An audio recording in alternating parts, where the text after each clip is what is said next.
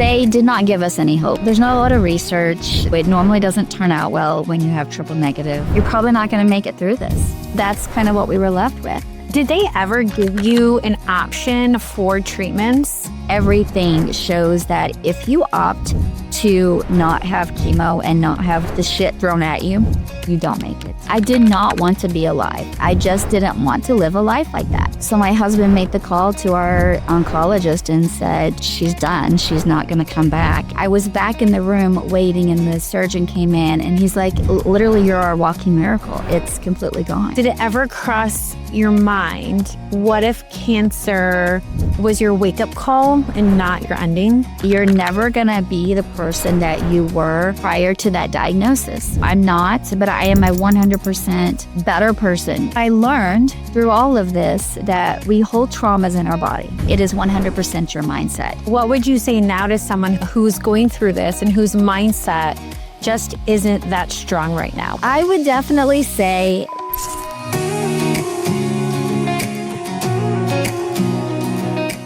hello friends, welcome back to Cancer Proof Living. I'm so glad you're here.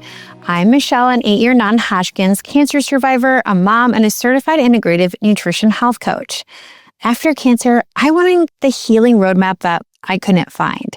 Now I guide survivors and cancer-conscious humans to detox, rebuild, and thrive. You guys, today's episode is so amazing. It's raw, it's inspirational, it's for anyone that has been touched by cancer. I sit down with Tonya Agostino and we talk about things that no one tells you after cancer. And what if cancer was your wake-up call and not your ending? Tonya shares how she didn't just survive cancer, but built a movement from it. Tonya is the passionate founder of Unstoppable Joy. Inspired by her journey through triple-negative breast cancer, Tonya created this foundation to bring light and hope to cancer warriors and their caregivers. With a unique blend of legal expertise and entrepreneurial experience as a former restaurant owner, Tonya possesses the vision and skills to lead Unstoppable Joy to new heights. Her mission is clear: to extend a hand of support and care to those navigating the challenges of cancer, reaching individuals and families nationwide with impactful programs and services. You guys, you have to share this episode with somebody who has been touched by cancer. They will learn about the most incredible free services for any caregiver, cancer patient, or survivor. It's fantastic. So let's grab a pen and paper and let's get into it. Hi, Tonya. hi. One of my most favorite people in the world is a guest today. You guys, it's going to be such a good podcast because it's really about turning like pain to purpose.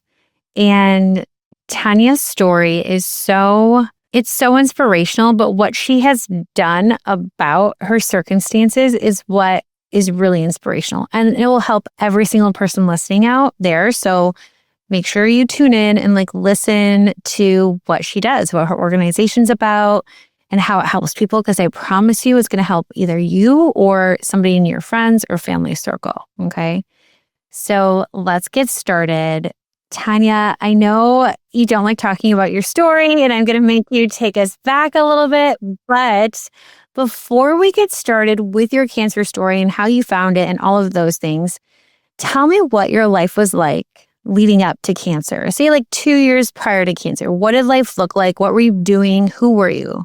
Gosh. Well, I think like everyone, you're just living. I felt like I was living, I wouldn't say my best life. It was a stressful time. We owned a very successful restaurant here in our area, and we were working a lot of hours.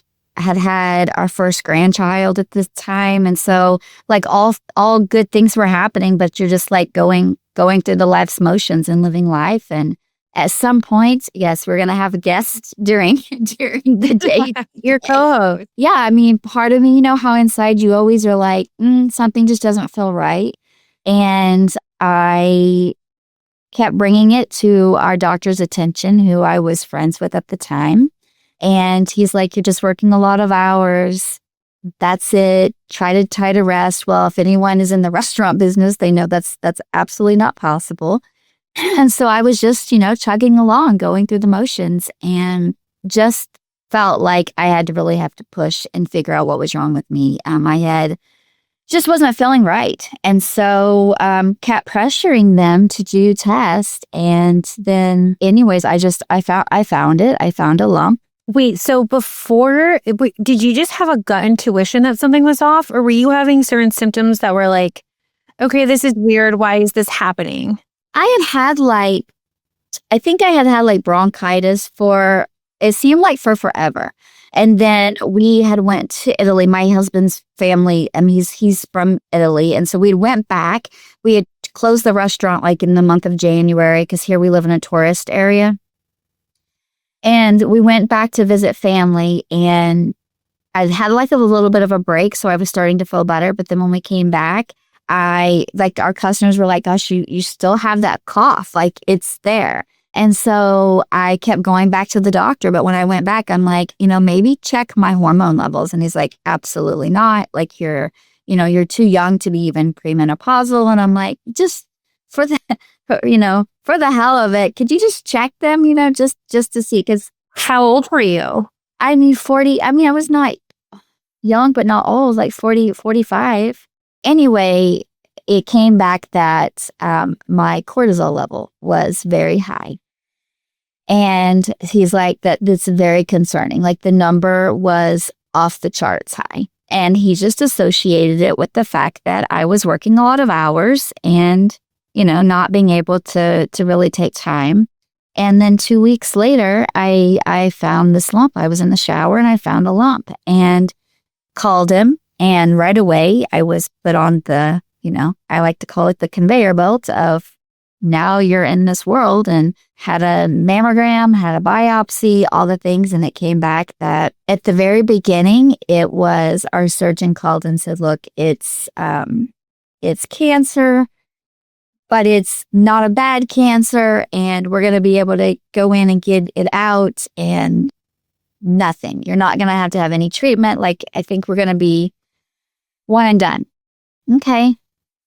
2, a week later, getting a separate phone call that said, can you guys meet me in my office? And we went into the office and he said, oh, it's the call that nobody wants. You're going to have to come in, come in the office. I remember my oncologist was like, there was only one seat for a patient in her office. And it was me and my husband. And she was like, you might want to grab another chair. I was like, shit. Here it is. It's going down. Exactly. You already know. Like, before you go. It's like, just tell me and let's just get it over with. But anyway, he explained that, he doesn't wish it on anyone, but especially not us. He knew us that, it was triple negative. It was the worst kind. It was, at a high stage, and there's not a lot of research. It normally doesn't turn out well when you have triple negative. And I definitely, not only was I spiraling in that, because then you're like, you went from like your world of being normal to now your entire life is consumed with cancer. And so we're learning about, we had no family history. So it's like we're learning about all of the things, and everything in our life is now cancer. It's tests, it's doctor's appointments, it's researching, of course they tell you stay off Google, and the first thing you do is go on Google. And I was like, I was dead before I even went into the doctor's office. But I also saw like my husband was hardcore spiraling, because they did not give us any hope. They basically just said, we're very sorry that, that we have to give you this news. And yeah, you're probably not going to make it through this. And so that's kind of what we were left with. Which is kind of shitty, because it's like when you're going into cancer, and this is before you even know that you're going into treatments and everything, your mindset is such a powerful tool. Absolutely. And sometimes it's like you're setting me up to fail by telling me all the negatives. And maybe they have to dot their I's and cross their T's and have to do that. But it puts your mindset in such a shitty spot where you're like, great, not only do I have cancer, but it's the worst one yet. And now I'm just apparently going to die because it's so hard and there's no research out there, versus being on the same team and having a little bit more of a positive experience. But I wanted to ask you, is there, and maybe you don't know the answer to this question, is like there a correlation between high cortisol and lumps or in cancer?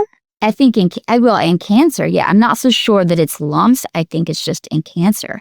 I mean, like there's the connection that stress can cause you to have that. And who knew, right? Like we didn't know that. Now fast forward, which we'll get into later, of like what we do and how we help people now, but it is all of this falls into line of like what we do now, because it is 100% your mindset. And all the things that not only myself, but my family had to go through when we received this diagnosis has led to where we are now and what we're doing to allow that, to try to help that not be that same journey for another family. Because it is literally, I feel like I'm literally the vision of one conversation can change it from life to death. And that's exactly what happened with me. Like I wasn't given any hope. Luckily though, we had a great team behind us. And so I was given like the oncologist and all the things. And what's worse is that COVID had literally just hit. Like COVID hit, I think was like mid-February. I was diagnosed the very beginning of March, and our life completely changed from that point on. And so we're going to the doctors and we're seeing all the people. I'm going to the doctors, I should say. My husband was sitting out in the parking lot on video because, no one can go into the doctors with you. It was all on top of that very lonely and scary because I'm having to go through all of this myself. But anyway, so I started chemo. I did not do well. Every single side effect that you could have, because I had the worst kind that you have to have when you're going through triple negative. Did they ever give you an option for treatments? Or was it like, this is the plan and that? No, because I asked, because I'm a big wuss. And so I'm like, the easy way out, sign me up for that. Like, that's me. So I was researching, like, what can I do to not have to have any of this happen? And they were right away up front with me and said, like, with other breast cancers and with other cancers, there is sometimes an opportunity to just do holistic routes. But with triple negative, there's absolutely no. Like every single research, scientific based, everything shows that if you opt to not have chemo and not have like the shit thrown at you, you don't make it. Because of the type of breast cancer it was. Right. You were diagnosed with triple negative breast cancer, clean bill of health at the time, no genetic or family history whatsoever.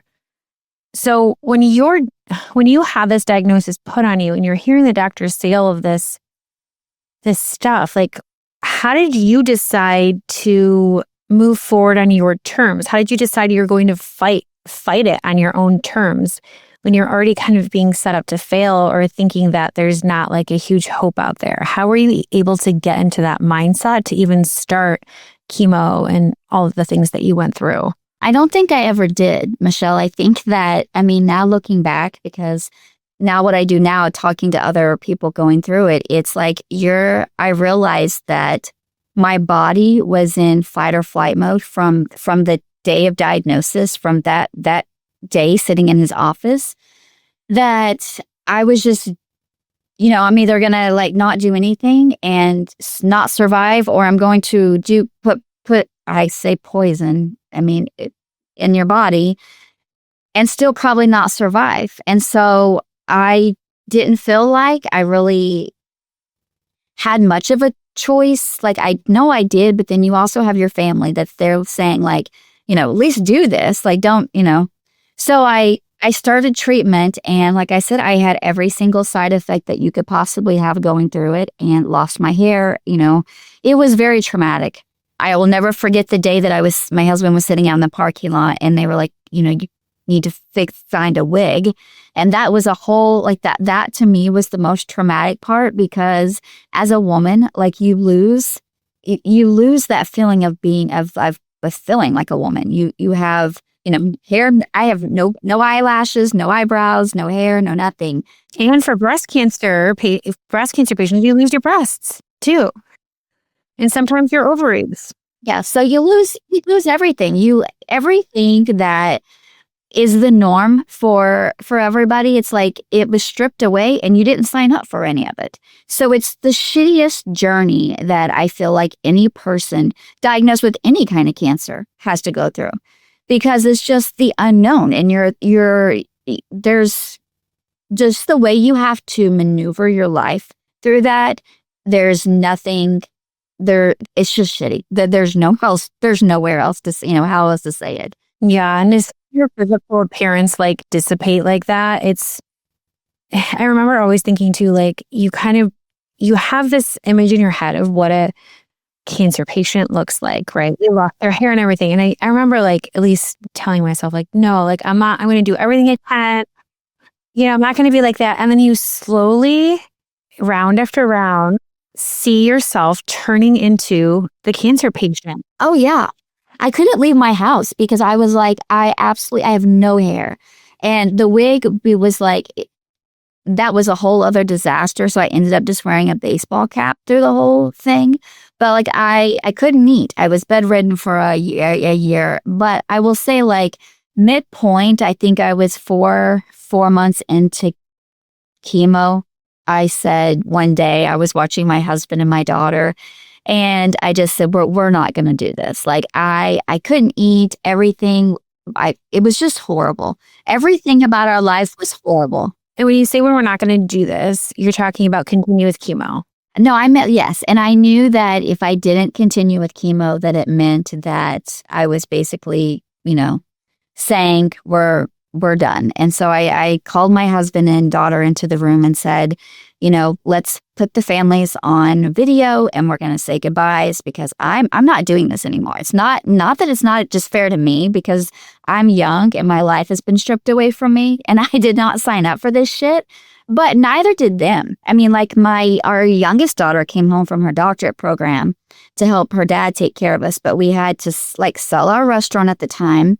Like, our entire life was stripped away from us, and it's like you have to figure out what it's going to look like. And they were trying to put on a smile from me to help me push through going through this. But if you know your family, and everyone knows, like we all know each other, that they're putting on this facade trying to make you feel positive when they feel, they're going through their own trauma. So for me, I could feel it all, and I just didn't feel like it was a life that I wanted to live. So it was more for you. It was more of the idea of all of the destruction that cancer brought in your life. It's taken away, obviously, your appearance. It's taken away your energy. It's taken away your family life, your restaurant, like all of the things. It wasn't so much that like the chemo was so tough that you felt like you couldn't continue on with the rounds. Oh no, it was both. It was both. Okay. It was both. So it was all of it. Yeah, I mean, I was so sick all the time. I mean, my husband was learning how to cook vegan on top of the fact, just to try to find something that I could eat, but everything tasted like metal. I did not want to be alive. That is just the honest truth of it. I just didn't want to live a life like that. Every time I looked in the mirror, I was looking at somebody who I didn't know. I was bald.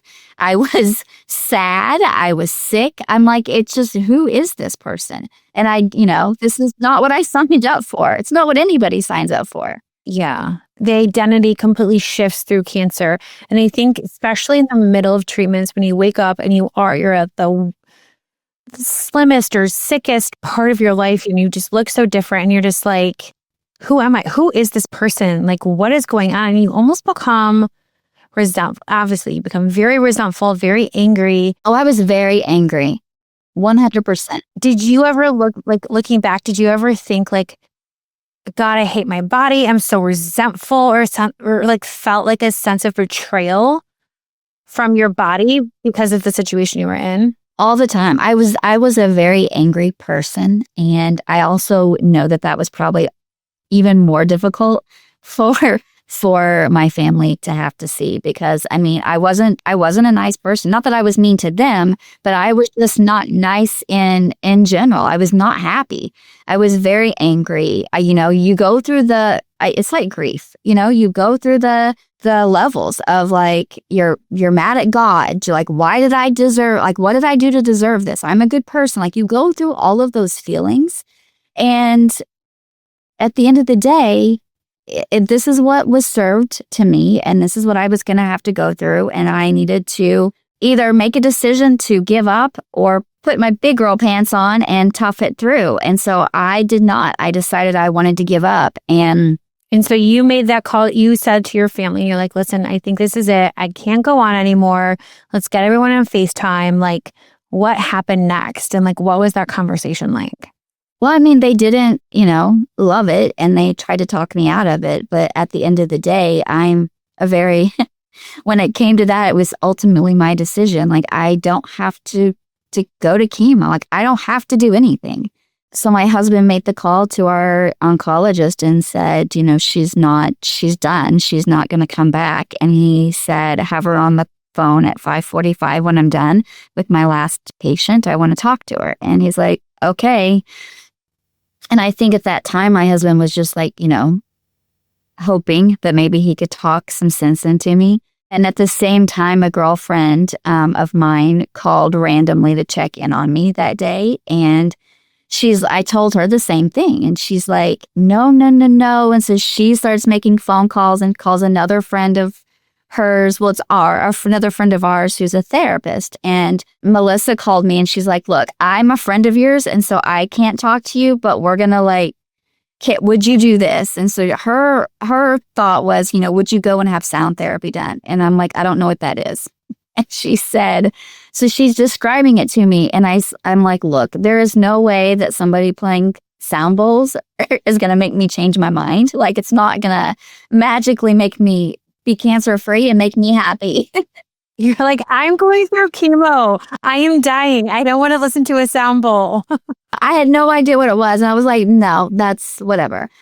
And between her and Christina, like, they really pushed and encouraged me to at least, try it, because what else did I have to lose? And it was definitely the push and the support that I needed. And so I always say, because I never want to deviate from this, because it falls into my story, is that God definitely stepped in that day, more so than he ever had in my life. That it was like, you need to listen, and there's a reason. And I'm going to show you that later on, but this is it. So I went, even though I did not want to. I went. She actually had the sound therapist call me the same day. And she's talking to me on the phone and walking me through all these things. And in my mind, I'm thinking, okay, great. This is still not going to matter. But we set the day. She's cleared her schedule the following day, and I went in. And then that night as well, my oncologist did call me. And his exact words to me, we laugh about it now, was, you're too damn young to give up. At least give me a fighting chance. If we see that it's not going to work, I will step back and let you make that ultimate decision, but at least give me a fighting chance. And so I went to the sound bath the next day, and it was supposed to be 2 hours. I was there for 4 hours and didn't know this person at all. But whenever I walked out of that room that day, it completely changed my life. It was definitely a game changer for me. What do you think about it, and specifically, and was this the first kind of like integrative treatment you did throughout your treatments? Yes. I mean, besides I was juicing, I was doing the nutrition part of it when I could. Nothing tasted great, so I really just didn't eat. But that was the first that intense of holistic that I had done, besides massage. Now, I did have a girlfriend that came to my house and gave me a massage, which was lovely. And I will forever be grateful for that, because that's very important. But yeah, it was the first of that. And I know it was because my body was in fight or flight mode. And it was the first time that my body was allowed to push pause and not think about cancer, and not have, it was like it just released it.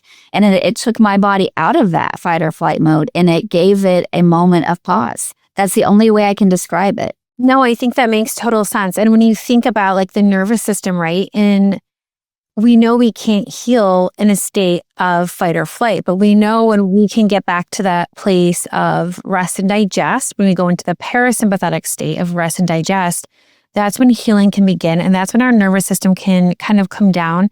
And don't you feel like when you're like in that state of fight or flight, we're never thinking clearly as much. Like we're more reactive, we're a little bit more emotional versus like when we're in that rest and digest, it's like, okay, what are my options here? You can think from a more rational place. So I wonder, if all of that kind of connected and came together to give you that relief and then also to help give you some motivation and like faith at the end of it too.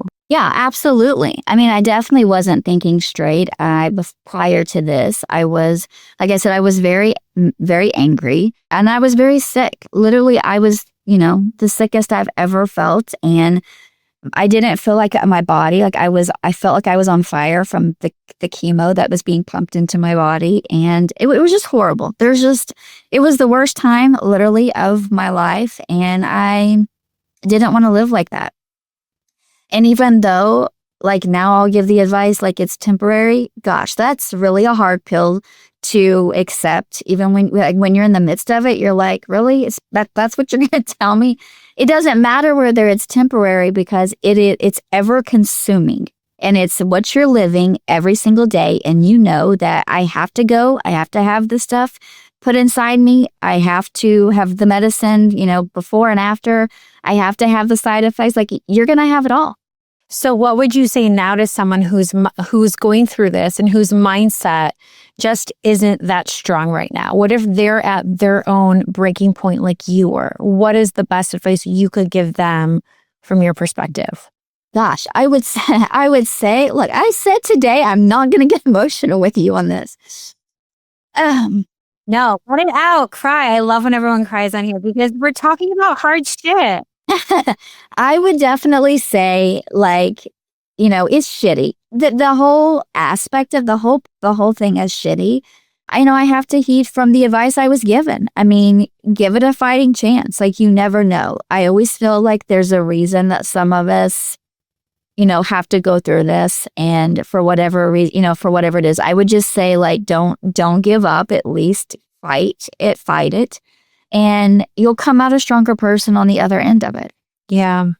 I think like when I was in some of my darkest moments and I think about like the mindset that I was in, it really had to come down to blocking out everything. Like I remember when we would do scans to see if the chemo was working or if the cancer spread, like I was probably disassociated myself a little bit or like being like detached. But it was like, I just couldn't think about it and I couldn't dwell on it and I couldn't be physically or mentally there in those moments because it was so much. Or let's do the echo every week to see if like you're having heart conditions from the chemo. Like I couldn't be there presently because it was too much, but I had to block out everything around me and just tell myself, just keep going, one foot in front of the other. But don't you remember, like, did you not feel like you were like, let's just pretend like this isn't happening? Like if you're having it happen. I had unhealthy ways of dealing. I was working from my hospital bed every single day. I was doing calls. Like I numbed myself so much. I also feel like I had family around me so I was, for those of you who don't know, I was inpatient. So I was in the hospital for 5 or 6 days at a time for every round that I had. And so I had family with me all the time. And like, Tonya, I give you a lot of credit for like being able to just be angry and be pissed and be mad and like tell your family that. Like, I felt like I kind of had an opposite experience where I could see how worried and scared everyone was. And I was like the compass where they would look at me every day. Like, is she falling apart? Is she okay? And then that would determine their mood. And then that would determine my day because they're with me in the hospital all day. And so I kind of got to a point where I'm like, I just gotta fake it. Like, and just pretend like I got this and I'm strong and this. And I never had a chance to really fall apart until I got to therapy. Like I was still seeing my therapist, and through therapy, I could like fall apart. But like, it was so much stress and so much pressure to even just do that. there is something to be said about the mindset and blocking everything out. Like even when the doctors were talking good news or bad news, it was just like tunnel vision of just make it to the next round. Just get there. Just keep going. I can't think about the alternative happening or else it would have fucking broke me. Like I could have never mentally gone to like, wait, it's not working. It's getting worse. Like it would have broke me. Like I couldn't hear anything. I didn't want to hear anything. I just had to stay like on track. It was my way of like controlling the uncontrollable. Yeah, and I feel like we have the pressure on us, and I'll especially for a woman when you're a wife, a mother, we do all the things, right? I mean, we clean the house, we take care of things. We are the people who take care of things, and things get done because of us. And at the same time, like a man being diagnosed, like they're working and they're out there making sure that their families are taken care of. So both sides have the same stress that comes with this, and the pressure of being like, okay, this is changing how my family is acting. And right when this had happened, at the time that I had said, like, I'm going to give up, we were at the restaurant and we had made the decision because they were like, it's definitely from stress. You're going to have to sell the restaurant, because I was going from chemo at the very beginning, going from chemo to the restaurant and running that. And I would sleep upstairs in the office, and if the staff needed me, they would come get me. But I remember a day that we said, okay, we're just going to have to put it for sale and get rid of it. And we were at the bar by ourselves, just my husband and I, and he completely broke down. And this was like the first time I'd ever seen this from him, from diagnosis to now. And he literally just had a massive fall apart. And he was just like, you can't leave. Like, we've got to figure this out. Like, I don't know how to survive. And that's a lot of pressure. And because in my mind, in my body, I'd already knew that, like, they didn't give me any hope, so I'm probably not going to survive this. How do I prepare my family for, like, after the aftermath? Like, how are they gonna be able to function? And I hate to say, like, they're gonna function, but it's like you feel like you don't want to leave them behind, because it's sad. It's just sad for everybody. So yeah, it's horrible. All of it's so sad. And you're so right. That's such another level of pressure I didn't even think about, because I was not in that position going through cancer. But it's I can't even imagine. That would be such a overwhelming state of pressure that also makes you feel like you have to get it together and like fix it. And it's like, it's hard. It's a hard position to be in. Yeah, and that's just it. Like, we always want to fix things, and it wasn't something that I could fix. I couldn't fix it on my own. And you're at the mercy of someone else trying to walk you through, like, this is what you have to do, and there's no exceptions. Like, this is the protocol. This is what you have to do. And I really fought it every step of the way, because I didn't want to do it, but it worked. And thank God you found sound therapy to give you some relief throughout that. Yes. After the sound therapy, I felt like I did go back to chemo, and my oncologist was 100% amazing with me, and made sure that I was going to be good with it. But we talked more in depth about, like, the side effects that I was going through, and and I did get through it. I wonder if it gave him something to think about too, just like looking back from his perspective, like how he approaches patients and like the mindset, right? Like, I wonder how different your strength would have been during that journey if it was like, hey, listen, don't research this. It doesn't look great, but you are not a statistic. You are an individual that will and can fight this. Like, think about that mindset. And maybe that was like a good learning lesson for him to be like, oh, we talk about this now, which we'll get into. I should set people up for success versus not, because then it's so much easier for us to crumble under that pressure when things get so hard, because you're already having someone who set the table up for you to fail on a certain level. Not that he would want that in any way, but you know what I mean? Just like how you approach giving that diagnosis to somebody and like how you're teeing up their mindset for it. Well, which is what part of what we do now. But yes, Exactly, because it literally, and I say this when I speak now to groups, is like that this is the most important thing. It's literally like how you give that diagnosis to a family, but at the same time, like you have to give some hope. It doesn't matter what stage, you have to give them hope because your words could literally be life or death for that person. You don't know how they're going to react. You don't know how they're going to handle this situation. And so I'm a living example of like words matter. Yeah, and most people are looking at their oncologists as their northern light in all of this. Like we don't know what you know. So we are looking at you to guide us. Right. We depend on them to give us that and to walk us through like what's this going to look like.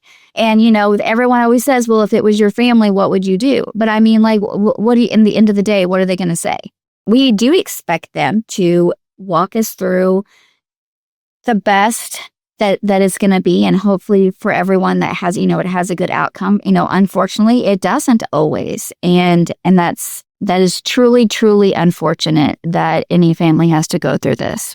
I know, and I'm so glad that you stuck with it and fought through it because you're such an inspiration at the end of it. How many rounds of chemo did you go through? I had 6 months of chemo and then took a break and had surgery and then had a month from surgery, and then I went in and I had 38 rounds of radiation. Like they had to throw the kitchen sink at me. But the best part is that when I went in they were prepping me for surgery.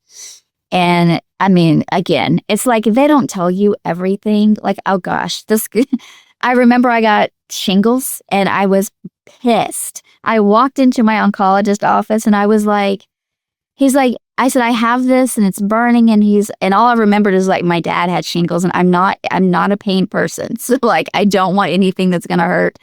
And he's like, oh yeah, that's a side effect. I was horrible to my oncologist. I was like, well, don't you think that you should have probably said like that was a side effect? I was very angry. And you're like, if I told you all the side effects, you would die. Yes, I'm like, tell me all of the side, like they just don't. So same thing, surgery, like, all of the unknowns. And so there was a part of the prepping that I wasn't prepared for, where they're sticking needles and getting you. And I'm like, it's just you're getting hit and hit and hit all the time. And after they prepped me, I was back in the room waiting, and the surgeon came in and he closed the curtain, and it was just, he was the only one who allowed my husband in the room with us through this entire thing. This doctor was absolutely amazing, and he always let my husband in with me. So he was back there in the room, and he sat down and he said, Tonya, what have you done? And I said, well, what do you mean, what have I done?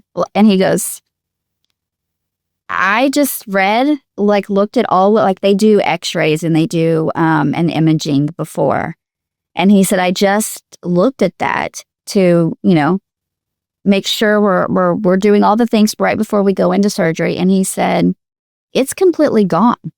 And he's like, what did you do? And I said, well, I mean, how much time do you have before we go into surgery? Because like I did a lot of things. And so he's like, all right, afterwards, we're going to sit down and have a conversation about like what you have done. Because he knew through seeing each other that I was doing a little bit of holistic to try to counteract the side effects that I was having from all of the side effects that I was having. But anyways, he said, I'm going to go in and cut out, where the cancer was, because with the type of diagnosis and the type of cancer you had, it's very aggressive. And so he said, we're going to do that. And then we're still throwing the kitchen sink at you. But he's like, literally, you're our walking miracle. It's completely gone. And fast forward like a month later, I went in to see the doctor for radiation, and he said the same. He's like, look, I'm giving you the most that we give people in this situation because we've never had literally an all clear, triple negative, to not say that you're in remission. Like it was literally all gone. Wow. What an app. That's like an incredible blessing. I feel like you had like all the angels and like God on your side. Like talk about such a turnaround from where you were like 6 months prior, Can you share the things that you were doing throughout treatments that maybe you feel as though helps you get to that place too? Yeah, a little bit of everything. So my we'll just go is to the simplest as like my nail beds turned black. I don't know if yours did during chemo, but the type of chemo that I had, my nail beds would turn black. And they had said that you can lose your nails when you're going through this. So I would have manicures, just basic manicure, someone just taking care of my nails for me. And that did help improve that. When I could, I would have a facial. Again, I was so blessed to have a friend that was in this business. And so she would come and take care of me. But I would have a facial because my face was all flaky and red. And so I would have a facial and that would help to, calm that. My skin was very irritated and inflamed. And so it just helped calm that. And then I did the sound therapy as much as I could because it was literally my jam. Like my body just loved it. It reacted to it. So as much as I could see this person at the time and she could do sound therapy on me, I did that as much as possible. And then that's kind of all that I did because I still didn't feel good. I would try to get out and push myself to walk more. And, we have 2 big dogs. And so my husband would say, let's go out and walk on the trail where, there's not a lot of people. And so I felt comfortable to finally get out and kind of be out a little bit more because I definitely stayed home, not wanting to see anybody and just kind of, be with that. But so I did all of those things. And then after, when I got the all clear, I really dived into it because I started researching like all the things and some of the things that I knew that I could do and should do. I just didn't feel like going and having them done or, trying that. But I learned that through all of this, that we hold traumas in our body and there's a root cause of why we get sick. And so you have to learn that, and still wasn't in that mindset of like figuring that out. I just was like, okay, I just want to heal and get past this. So then all the things that I did, it just ever evolved. Like it was ever evolving for me to like learn and experiment with all the things that I was researching that I needed to do to help myself heal in the long run. Nobody really gives you a playbook on how to handle a cancer diagnosis. So I'm curious, in your opinion, what would you have done differently throughout your journey looking back now? Well, what I would have done is exactly what I've done.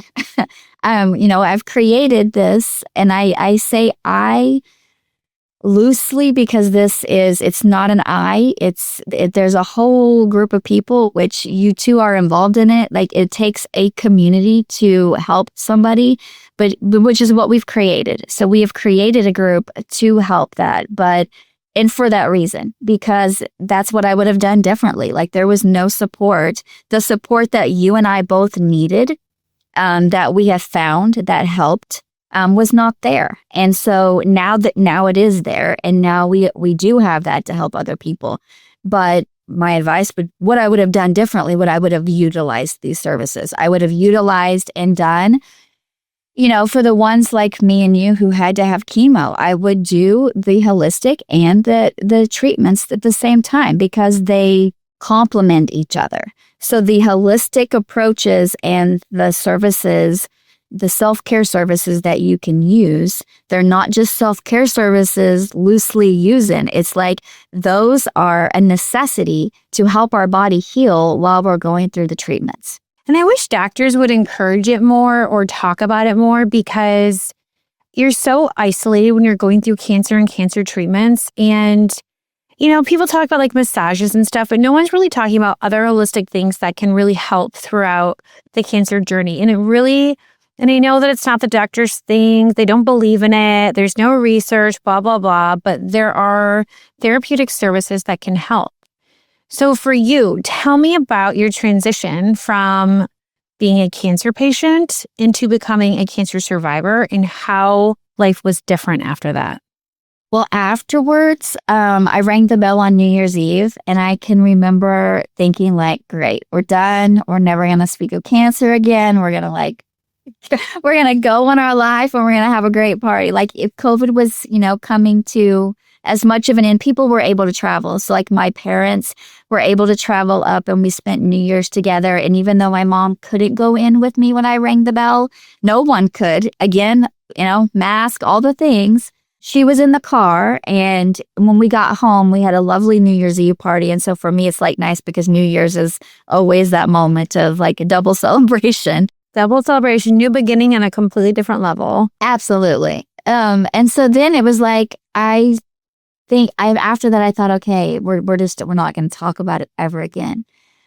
But that's not what happened. I still did like the self-care. Like I was doing yoga because I was trying to recuperate still from surgery. And so I was doing my things, meditating. I was learning how to do these things. But then it was forefront in my brain that like I needed to put into action what I had been researching and like what caused this, and how I can become a better person and not fall back into old habits. And that was like, I needed to kind of look in. And that is extremely hard for most of us to do. So hard to break old patterns. It is. You're literally retraining your brain, retraining all your patterns. And it's hard when you don't have something to replace that with, or you don't know, or you're trying to figure it out. Did your doctors ever help you with like the healing and recovery piece? Where did they give you advice on like rebuilding the body and your health and immunity and gut? Like, did you have those tools at your fingertips? And did you struggle through that? No, yes, I struggled through it. Not so much. Like no, I didn't have any of that. It was basically like, congratulations, you're done. Here you are. And it's like, See you in 3 months. Yeah, see you for your checkup. And so I started doing the things, but then I started like really looking in, and I touch on that specifically because I feel like we don't talk, because sometimes you don't talk about all the things because they're not in your mind. Like you think, oh, maybe I have trauma from family, or I have trauma from like, who knows? It's not in the forefront of your mind every day. So some people don't realize that that's still an issue. Or that it's even connected to our health. Absolutely. And so, but when you realize it is, which I did, and so I thought, okay. And so I luckily had people at different times at that time reach out and say, hey, I think I'm like kind of feeling like I should work with you for this reason or work with you for that reason. And I'm like, okay. And so I had a person who reached out and said, I feel like I should teach you how to meditate. And I'm like, okay. So I started doing that. These people would just randomly reach out to you and be like, hey, I just feel like I need to help you. That is so wild. Like, is this all happening in Ocean City, Maryland? Because it did not happen in Chicago, Illinois. Nobody checked in on me saying, hey, I want to help you. They were like, you're all good now. You ring the bell. You're good, right? And I'm like, no. I know, which is why I definitely know that there was a divine intervention. Yeah. There's a purpose for it. Wow. That's honestly, I think that is the biggest sign I've ever seen of divine intervention, because people get nudges. My clients talk about this all the time. Like, I kept getting nudges to get a colonoscopy. I kept getting nudges to get my mammogram, or I just kind of, I don't know, I had this feeling, or I had a nudge, or like I came across you and like you went through this. Like it was kind of a nudge. Like I feel like the universe, God, whatever the hell you believe in, works in mysterious ways and gives us nudges or gut intuitions, or gives other people those same things when you're supposed to be in each other's lives and when you're supposed to help. And I guess I wonder, like, did you ever, or did it ever cross your mind that, like, what if cancer was your wake-up call and not your ending? Oh, yes. Now, especially. And now, especially, I 100% know it was, because I am not the person that I was. And that's important for everyone to know that's going through this, is that you're never going to be the person that you were prior to that diagnosis. And so I'm not, but I am a 100% better person. Do I still have am I still flawed? Yes, we're all flawed. Do I still have a lot to learn? Yes. And every day I am doing something that I need to do for my own self, but I've also learned a lot. I've looked inward and I've done a lot of inward work to heal my own traumas and to heal things that I need to go through. And so, but yes, I definitely felt like it was a humbling moment that I probably needed. And moment to say like, hey, you're not going on the life's path that was laid out for you. And so here it is. And not everybody gets that. I get that. And not everybody probably listens. I fought against it, definitely. But now I do see that and I do know that. And I'm trying to do exactly what I'm supposed to do with it. And that's still not easy to do. but I do. I don't think anything good is easy or worth it is easy, to be honest. But I do agree with you. Like, you make your experience what you can with it, and I remember so many times, like, I was so frustrated after cancer and just not being able to heal, not being able to recover. And like, I really had bad, like, self-identity issues. Like, I loved who I was before cancer. I didn't like who I was during cancer, and I did not know who I was after cancer. And it was so difficult to move forward. You feel lost, but I also felt like I can't go back to the career that I was in. Like, I was so stressed out. It put me in the worst situation, but I also feel like I'm a different person and I outgrew it. Like, what do I do now? And then it was like, gosh, like, I lost a lot of my friends because they turned out to not show up when the chips were down. That's a whole conversation. Exactly. It's a whole other thing. And it's like, you realize like your whole community and you are so different. And then everyone around you expects you to be the same. And it's really difficult. And like, no one's there to guide you or tell you, hey, like, you can find your purpose again. You can find your joy again and like figure it out. So I really, really struggled through recovery. And I remember there were so many times where I was like asking my doctor, like, my gut's not working. Like, it wasn't even my gut. I didn't even call it the gut. I called it my stomach. My stomach's not working and I'm exhausted. And now we use the fancy terminology, but back then we did not.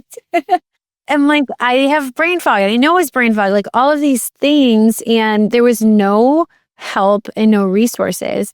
And so when I started to work through it, it really like, call it God, call it the universe, call it whatever you want. I was like, oh, I know what I'm meant to do. I know I am on the other side of this. And it makes total sense. And now I get like a little emotional thinking about that because, sometimes you have to grow through it to get to the other side.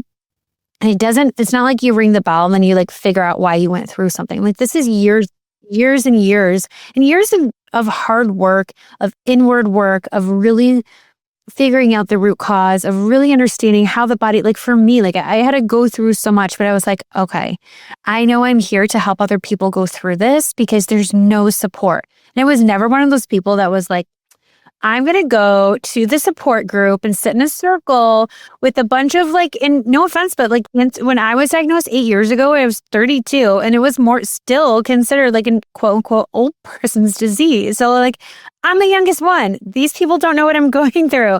That just wasn't my jam. So it was like, I need to create like what didn't exist because who hasn't been touched by cancer? And this is crazy. Like, we shouldn't have to struggle. And I know that's how you felt and how you feel about patients and going through treatments when you're in those like shitty, dark moments when you don't have, when doctors are not giving you the resources and you're like, something has to give. I need some relief or I need to feel differently in some way. And it's kind of how we've turned our pain into purpose. And so tell me about how you started the nonprofit foundation, Unstoppable Joy, how that got started for you. Well, it definitely wasn't my choice. And like, when did you feel that like higher calling? Like, when were you like, okay, this is what So after I rang the bell, I will say that at nighttime, I would have thoughts like, you know how like everything always comes to you at nighttime? Well, for me, it does at least. And so there was like several dreams that I would have, like, I would hear like, oh, this would be you have this voice and you should do this because this, like it was just there. I can't really describe it. It was so awkward for me to like in my dreams feel like I was being led to do something more because it sounds strange. It just sounds like, oh yeah, sure. Oh, I don't think it sounds strange at all. I don't think it sounds strange at all. I know it's hard to describe, but I don't think it's strange. Yeah. Yeah. And so and back to what you were saying, like you're just trying to figure out your life after cancer. And so like we had a restaurant, that was my life. So prior to that, I worked in the legal field. And so I thought, well, okay, I mean, I want to go to work. I want to feel like a normal human being again. So I've got a job working at one of the law offices in our area and thinking like this was going to be my life. And I got a phone call from our CPA, who was our CPA for the restaurant that we had. And he's like, he always called and checked up on me, but he was like, hey, we've kind of watched you go through this. And he's like, I think you should do something with this. And I'm like, well, what do you mean? And he's like, well, I think maybe you should think about having a nonprofit. I'm like, no, 100% no. I'm like, I'm not a big nonprofit person because you just never know. Like you hear the stories. And I said, plus it's going to take me out of every single comfort zone of mine. Like I'm not a public speaker. I'm not going to ask people for money. I know nothing about the nonprofit world. And he's like, you've been a paralegal for like X amount, forever. Like you can figure this out. I'm like, not doing it. Were you already talking to service providers and stuff? Like when he called you and he was like, hey, you should do this. Like, how did he know what was he talking about? No, because we were friends. And so he, was taking care of all of our finances from our business while I was going through this. So we talked every week. So no, just once he realized that everything was okay with me, he just on a random check-in call, he just mentioned this. And he's like, well, okay, well, just think about it. And I'm like, okay. Think about starting a nonprofit. Yeah. And then he's like, just think. I just think that you should be doing something with it. And he's like, I just felt like I was supposed to call you and tell you this. And I'm like, okay, crazy, whatever. And then a couple of weeks later, I get an email from another law office in our town. And she's like, hey, somebody told me that you had cancer and that you had just been diagnosed, and she was a breast cancer survivor. And she's like, maybe we can talk. And then she's like, plus I heard that she wanted to start a nonprofit. And I'm like, not at any time did those words come out of my mouth. Like, no. And she's like, would you come in and meet with me? Would you come in and meet with me? Come up with a name. Like, let's humor us and get it started. Because she was like, so-and-so told me that and it was him, he had called because somebody that he works with. It was literally being forced upon you whether you wanted to do it or not. So I went in and she started it for me. And she's like, look, if you don't do anything with it in a year, we'll close it. No harm done. And I'm like, okay. So I went home and I remember thinking like, they have lost their minds. Like I am just not doing any of this because I don't know anything about this world. And kind of sat there and, week later, I got a phone call from somebody in our community and they said, did you just start a nonprofit? And I'm like, kind of why? I was almost afraid to answer the question. And they're like, we have a check for you for $10,000 to get you started. What else do you need? And at that moment, I literally looked up to the sky and was like, you have such a funny sense of humor. Like this is not at all what I want to do. And I really, really fought against it. But at the same time, inward, I felt that nudge. Like I felt him really trying to push me to so still didn't do anything with it for a bit. Like I sat there, but I remember weeks following that, I would through meditation sit and I would pray about what is it that you're trying to get me to do? Like, I don't know anything about this world. So I'm researching and I'm not liking what I'm seeing. Like it's, again, it's going to take me out of every comfort zone. But most importantly, what you're asking me to do is talk about cancer and having to share the most traumatic time of my life daily. And I'm not doing that, period. And I went to bed one night and I just had a very peaceful dream and a very peaceful sleep. And I woke up to, I'm going to have a nonprofit. And I remember having this conversation with my husband, and he's like, what? And I'm like, yeah, I don't know what this is going to look like, but I know I'm supposed to do it. Everything is leading me to this. He did not want to do it because, again, it's like we're very private people. We did not want, to have to talk about this all the time. And so, but I knew that I wanted it to be different than any other organization out there. And so that's kind of how I created it. It's very community based. And we partner with the exact same people that help you while you're going through this. So everything holistic. So it's all self-care. So it's, nutrition, it's reflexology, it's massages, it's spas, wellness centers, acupuncturists, chiropractors, therapists, you name it, we have it. Everything that a family would need while they're going through this. And so we have a protocol with our providers. We don't expect them to do it for free because they're a business and they have, that business to sustain their own families. So it's a partnership and we pay them a portion, and then the other portion is donated from them. But it's for our warriors and caregivers. And we say warriors because, as you know, you have to be a warrior when you're going through this.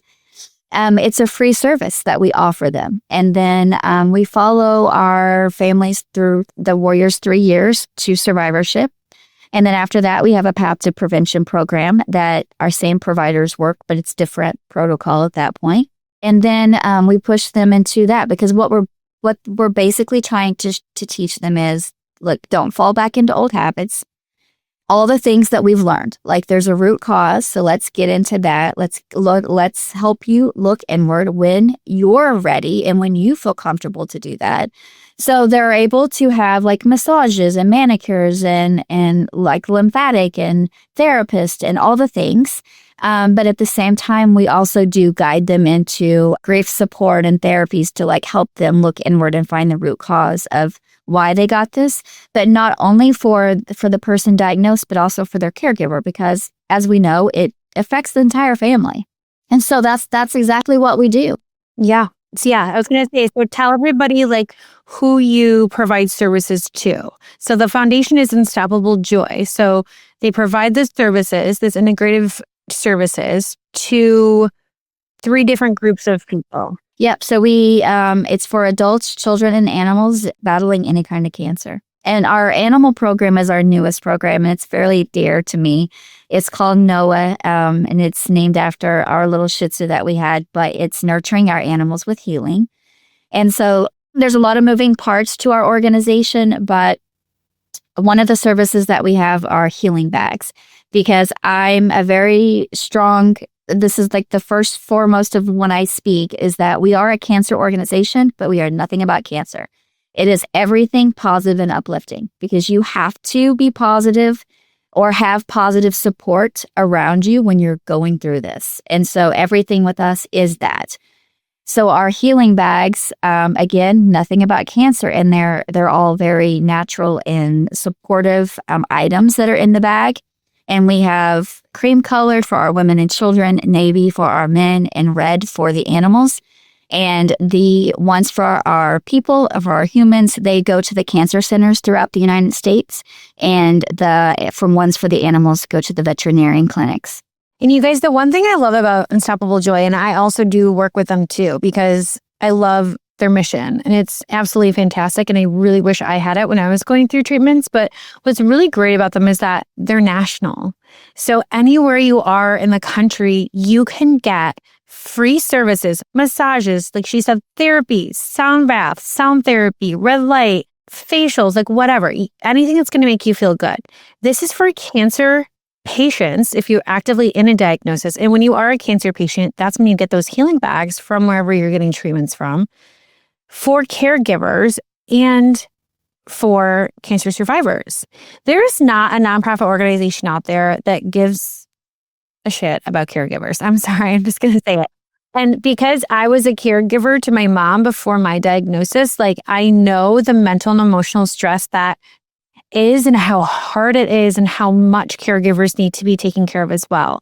So it's such a cool organization because it's this like trifecta. You get the caregivers get help, the survivors get help, the warriors get help, meaning the patients. And then it also serves animals too that need help. So it's so amazing. I feel like if more people knew about it, it would just be insane.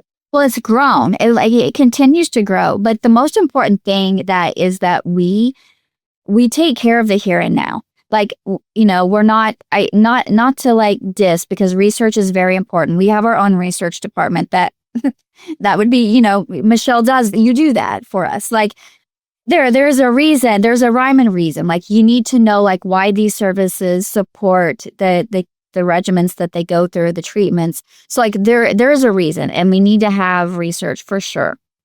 But the importance is that somebody is taking care of the here and now. So we take care of them before, beginning, and after, or during, I should say, not the beginning, during and after. But we take care of them as a whole, mind, body, and spirit, because they all coincide and are a huge part of our healing journey. And yes, we have grown, and it continues to grow, and it helps so many people. And it's like when I think back about your story, Tonya, when you're like in the darkest moments, there's so many people out there right now that are in their darkest moments that can lean into these services, that can, help regulate their nervous system so they can think clearly, all the things that we need, but we don't know that we need. And it helps just enormously. The impact is so big. And I do, not that I want to, pressure, because the world that we live in, it's ever changing. And especially right now, it's not the greatest of times. But cancer affects every single person, in some way, shape, or form. And so with us, like, it is very important that we are giving a more positive, as much as we can, journey for a family going through a situation that you and I have walked. And we don't want them to have to go through all of the things that we've went through. And to try to help somebody not have to be in that dark moment is everything to me. And so it's the easiest situation to apply, like to become and to get the services from us. We've made everything as simple and as easy as possible. That being said, all of this doesn't happen without support. And I think that is the hardest thing for me to have to really talk about and express. And I hear this from like our team. It's like, it's easy for me to ask them to do it, but it's hard for me to do it because, again, this is taking me out of a comfort zone of mine. But it is true. Like, I've seen that we've grown. I mean, the organization is just going to hit 5 years this year, and we don't turn anybody away. But at the same time, like, we definitely need the support. Like, every single amount of funds that we get go towards our mission. And we are paying our providers. We're making sure that a family gets that support. And so as much as, we've made it easy, it is very important to know like that, we definitely need that support for us to be able to continue to the mission and to help families. For sure. It's a business too. Tell me about the name. How did you land on Unstoppable Joy? What does that mean to you? So I wanted it to be, again, something very positive and nothing cancer oriented and, all the things. But at the time I was working with a gentleman on the logo, and my version of a logo completely was not what has come about. But like we live at the beach. So I'm thinking it has to be like something beach related. And this young guy came to me and said, look, I lost my mom to breast cancer. So I came up with this. And he actually came up with the idea of the peacock because it means rebirth. It means good luck. And so knowing that I wanted the organization to not just be for breast cancer, I wanted it to be for all cancers because they all need that support. I asked him, then we started working together because I loved that. And it was also something meaningful for him. And so this is everything about Unstoppable Joy. And so I had seen the words like unstoppable. You want something that's going to be fierce and going to give somebody that encouragement that they need. And we all need, someone to tell us that we can be unstoppable. So, it was just putting the words together. And joy, because the last thing that you find in a cancer diagnosis is joy, right? Like it's not there. And so I wanted to bring to the table something that's not there at all. And so that's how it came about. And to everything that is together with it, the name, the logo, it represents all cancers. It's good luck. It's like a rebirth. It's like you mourn your old self, but you're growing into this better version of you, and you're going to learn, and you're gonna be the best of yourself after this. Hopefully. Yeah, there's so much power behind the word joy and the emotion of joy. I think that is sometimes the hardest emotion to feel, but I love it. And I love that whole story behind it. I don't think I knew that story. So that was really beautiful. And I also wanted to mention about Unstoppable Joy too, because it's so special. And I know firsthand it's helped people. But you created resources for both adult and pediatric cancer warriors and caregivers too. And I have to ask, like, what's a truth that you've learned that people seldom talk about when supporting children through their cancer journeys? It's the hardest. As adults, like we get faced with things, and I feel like, as adults, it's like part of life, and that's kind of how it's looked at.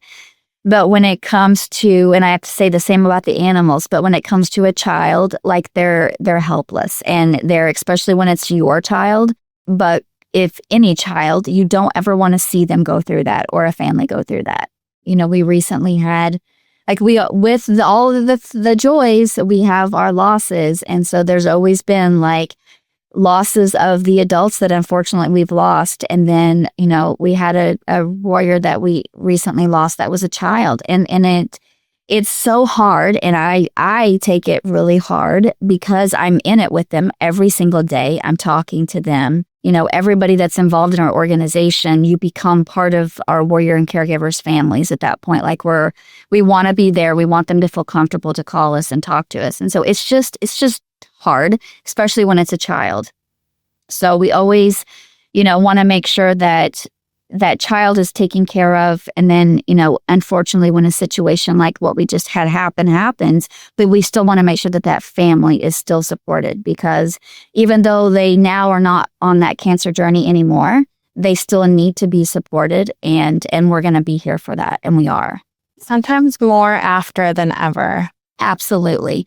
And that's what's so important, is that we don't we're not like, okay, you rang the bell, or, you're done. Now you're done with our program. That's not how it is with us. We have some people on ours that are, it's metastatic, and they're going to live with this their entire life. So they're on our program for that whole time. We want to make sure as much as we can, but for us to be able to do that, obviously, that's why I stress that we definitely need the support. But it's the most important that people know that we don't just close the door on them afterwards. If they have been in our program and they've lost somebody, we're still going to walk with them and make sure that they're supported after that, because they need it. Which is just so special. It just really is so special and so beautiful to have that support and those services out there. So then tell us, if somebody's listening and they have recently been diagnosed, or if they're just coming out of treatments, or say they're taking care of their mother, or whatever the case is, how do they get the process started if they wanted to become involved with Unstoppable Joy or use their services? What do they do? Where do they go? They can go on our website. It's unstoppablejoy.org. We also have a nice social media following, so they can find us on Facebook or Instagram. We have a YouTube channel. We do have like a wellness video that we can send out. It's in the majority. It's not in all, but it's in the majority. Will be in all of the cancer centers, because I'm a very pro, like, let's have something positive as much as we can. So we have a wellness video that we have played out that they can watch, but we have a lot of resources that we can send them. And it's also good to note, like, that all of our services, some of them are virtual, because when you're going through this, you don't feel like leaving the house. So you can there's just as much as you can do in the privacy of your own home, while you're going through this, as going out in public. But yeah, they can find us on social media.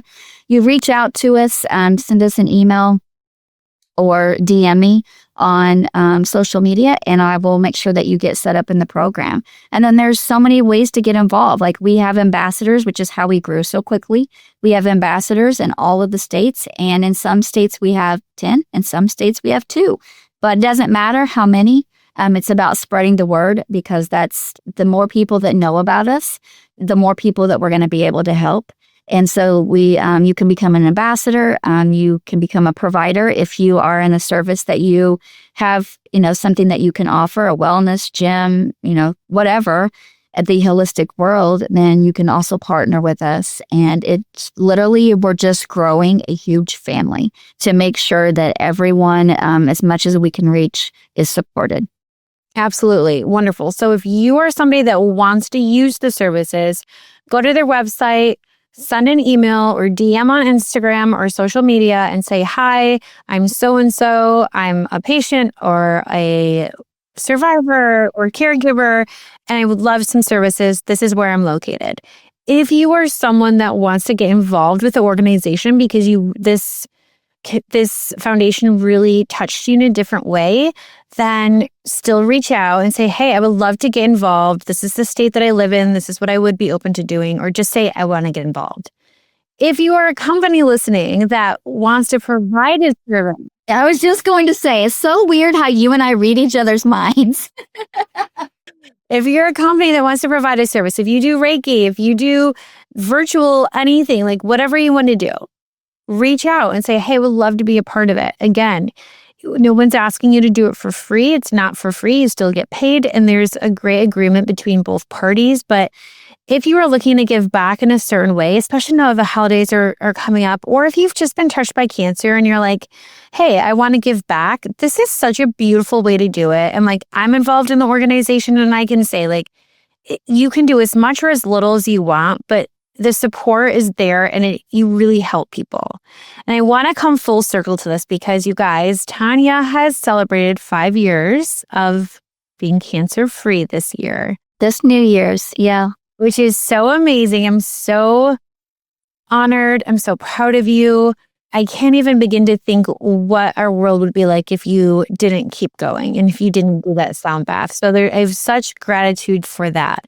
But 5 years now, what's working well and what are you still working on? Oh, gosh. What's working well is I have learned the powerful word of boundary, which is overused. But for me, it's definitely there.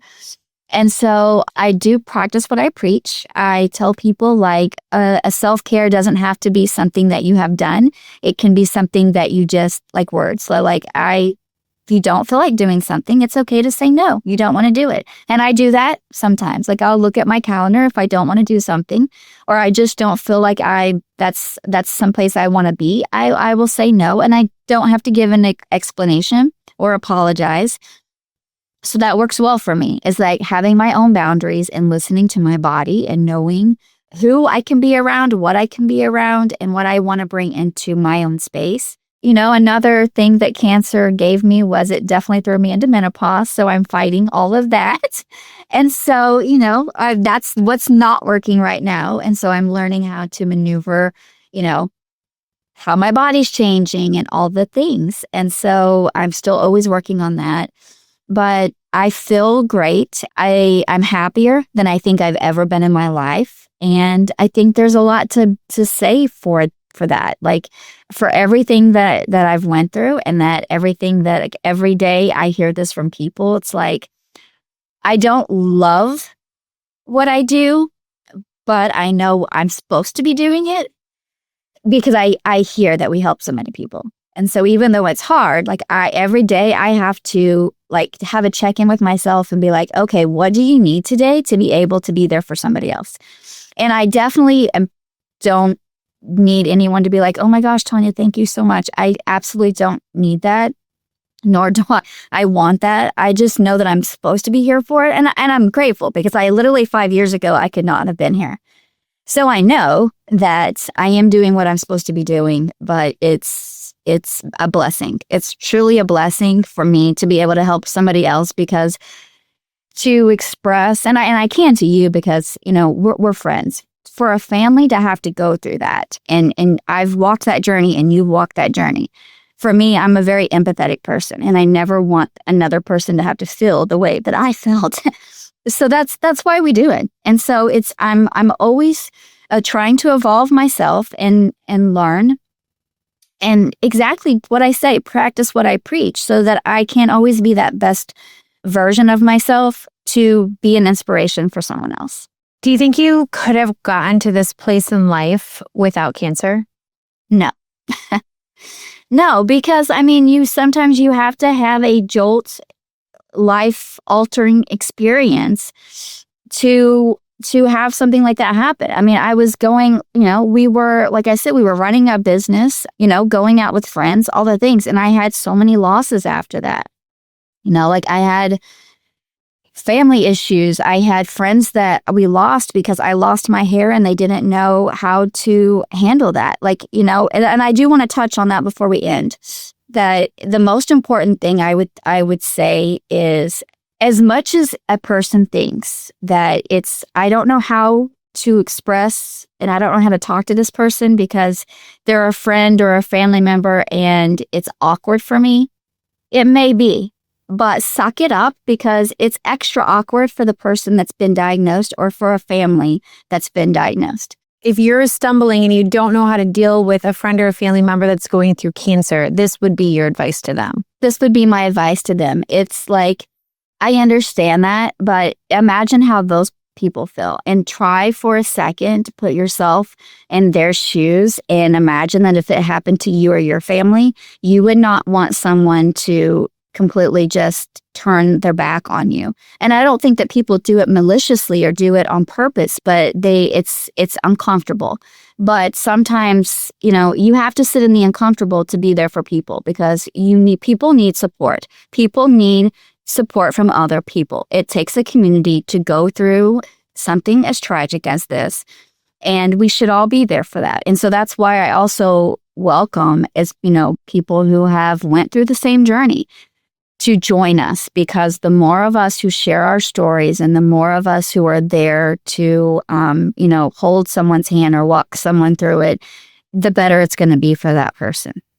Yeah, and you kind of get it and understand it in a different way when you've been touched by it through family, a friend, or whatever, or if it happened to you yourself. Yeah, and you never know what a phone call can do. I mean, look back at my story, and if I would not have received that phone call that day, my life would have been taken a different direction than what it has taken. So you never know. So crazy. That's so crazy, Tonya. That's insane when you really think about it and break it down that way. But you're right, that the power of just outreach and community when you're so isolated in something that's so traumatic, and can go, it might mean nothing to the person that's doing it, or it's no big deal, but to the person on the receiving end of it, it could be life-changing.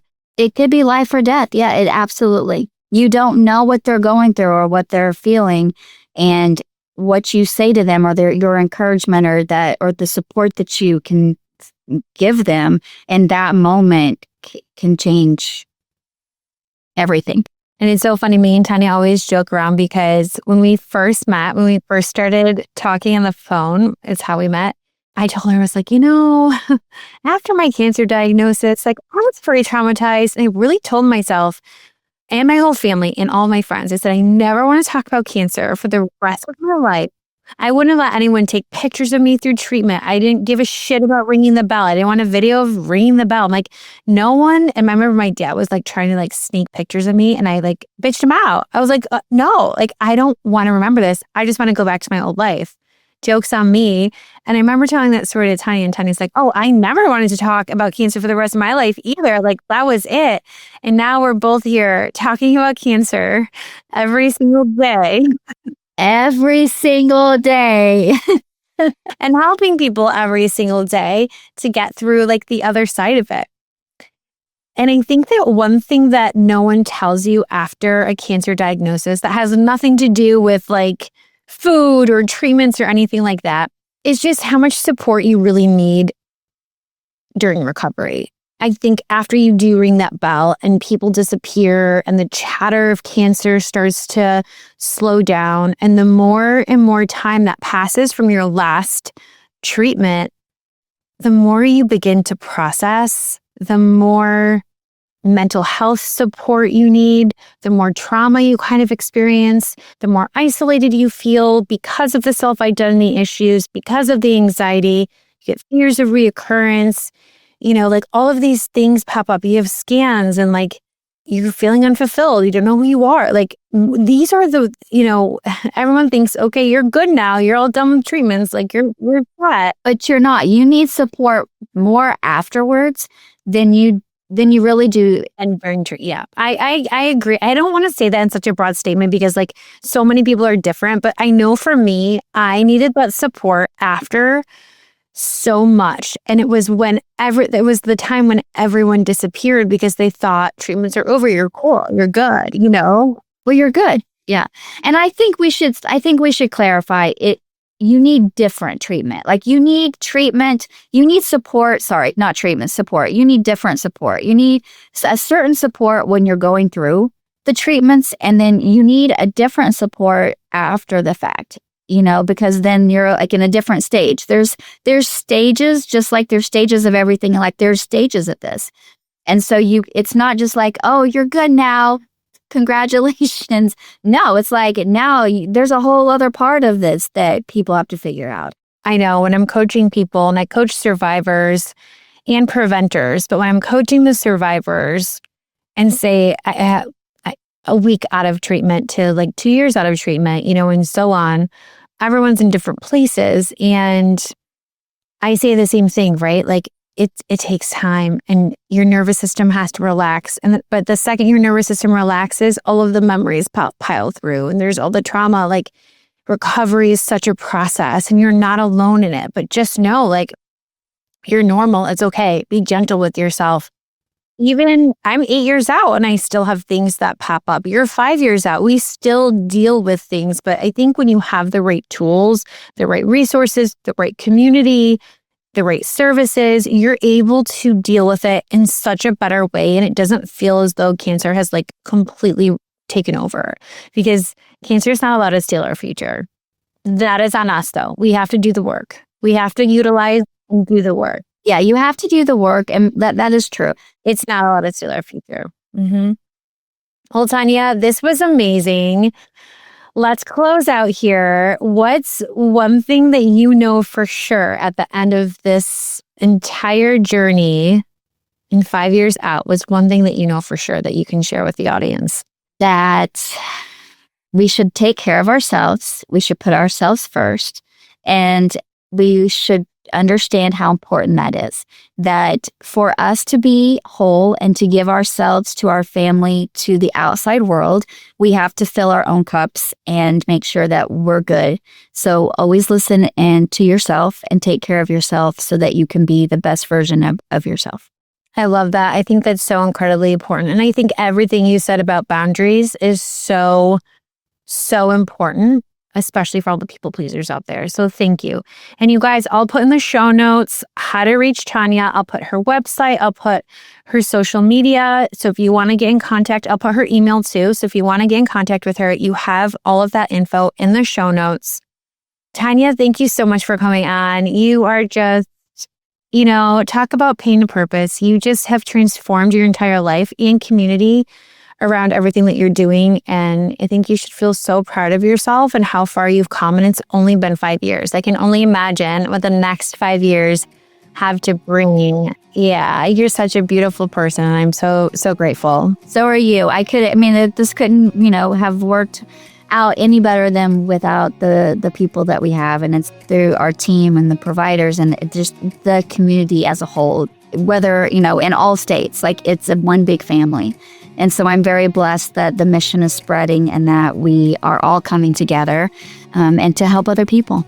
Yeah, you're doing an amazing job at it. So many people are benefiting. We're all so lucky. All right. Thank you.